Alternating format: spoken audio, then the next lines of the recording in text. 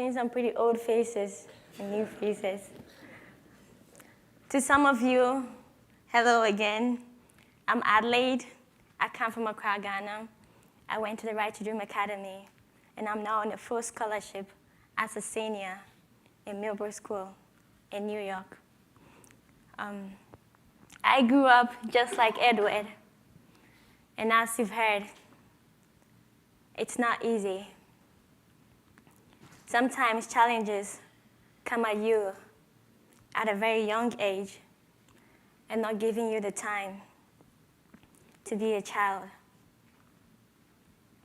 In some countries, kids are encouraged to have big dreams, to wonder, to expand, and even go to the moon. But in others, society does the opposite and crushes dreams and even laugh at them. And I believe that every child in the world has the capacity to have many dreams. And that was the same for me. Only my society did not support them. Being a girl in Ghana is very tough. There's an unexpected path that is hard to break. I look around and I saw women as farmers, cleaners, sellers, and the highest occupation as nurses in my community. And I was surrounded by people who hadn't finished school or even been to college. For those of you I met in London, remember Fatih, one of the younger girls from the academy. She could not be here as she's preparing to go to a new school on a full scholarship to the Haskell School in Connecticut. Yay!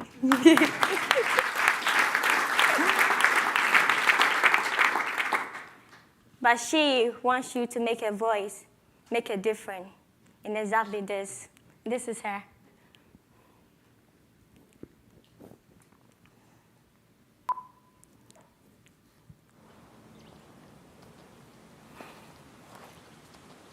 You've told me since the age of 3 that I was less than simply for being born me.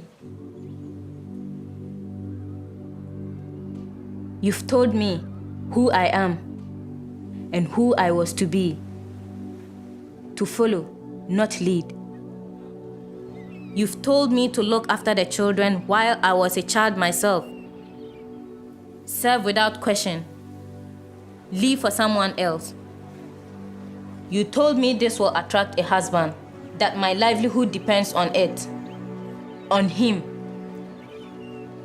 You told me to tend to the wants of others, carry their weights by myself. A hope for education, a hope to be a doctor. You told me to leave that for someone else. You've told me, and you've told her, and her too. We've heard it every single day. Don't burden, challenge, question. Do not bring shame. Because this is how it is. This is how it's always been. This way of thinking stops here with me. Now I'm telling you, I am a Ghanaian woman. I am telling you, you are the foundation of a home. You are the heart of a family. You are a symbol of strength. And without even realizing, you became the spark for my dream. A dream not shackled by centuries of injustice. A dream driven by it. Because it's not about how far we've come. It's about how far we are going. I am telling you, demand respect. Put your needs first. And dream. Because you deserve it. There's power in passion and purpose. And the wonderful thing about passion is it conquers fear every single time. Take their words and let it drive you. So, don't look back. attack the goal. Because I'm telling you, you have the right to dream. So let's go.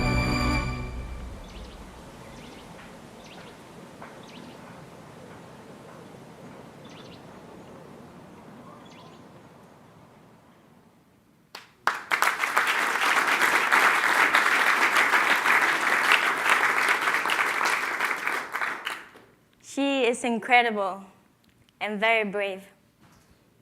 Unlike all those women who had big dreams, Fati is keeping to hers. We are two Ghanaian girls playing soccer, but it's not that simple because it's not the norm. When I was 7, my dad spoke to me. He told me that he had a dream of being a lawyer, but he never got the chance to be. He told me that I could be what he never got the chance to be. So that is what I started dreaming about.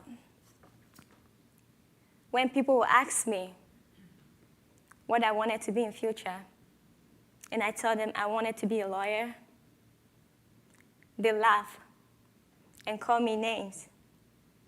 And they shout mockingly, "Madam Lawyer, Madam Lawyer." It was upsetting and confusing. And it hurt me that they didn't believe in me. And they were happy to demean me and what I was capable of doing. Could you imagine what this is like for a little girl? Was my father wrong? Sometimes they'll ask me the question again, and I'll think twice. Do I say my actual dream, or I say a more realistic one, a one that they will not laugh at?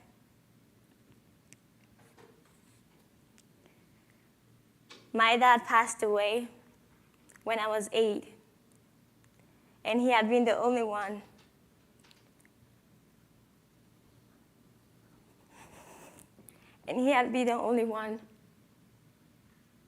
who saw more in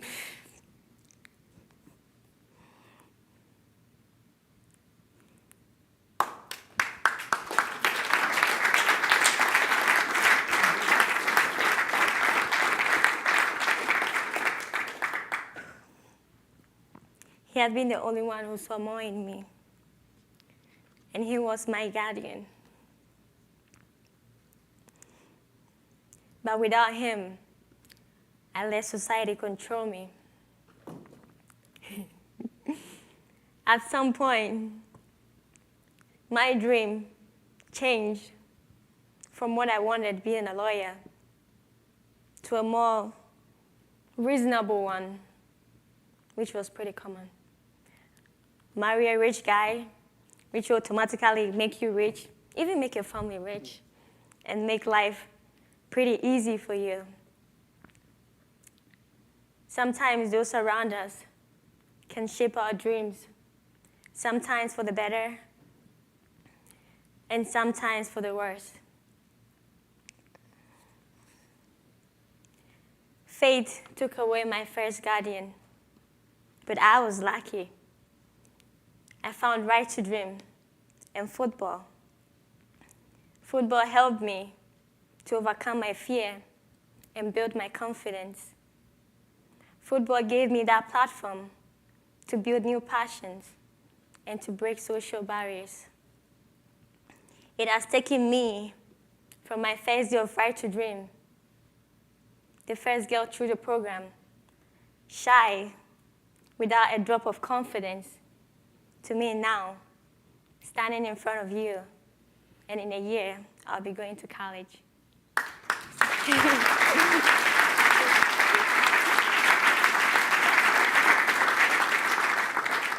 Even though it's not going to be easy. And I would like to help those who don't have a voice. And I will be that lawyer. Yes, everyone has the right to dream. but we also need guardians to protect them. And on behalf of me and other thousands of other girls and boys, I would like to thank you for being a guardian. When I came to London, I read a poem, and you've asked me to come back to read the poem again. So.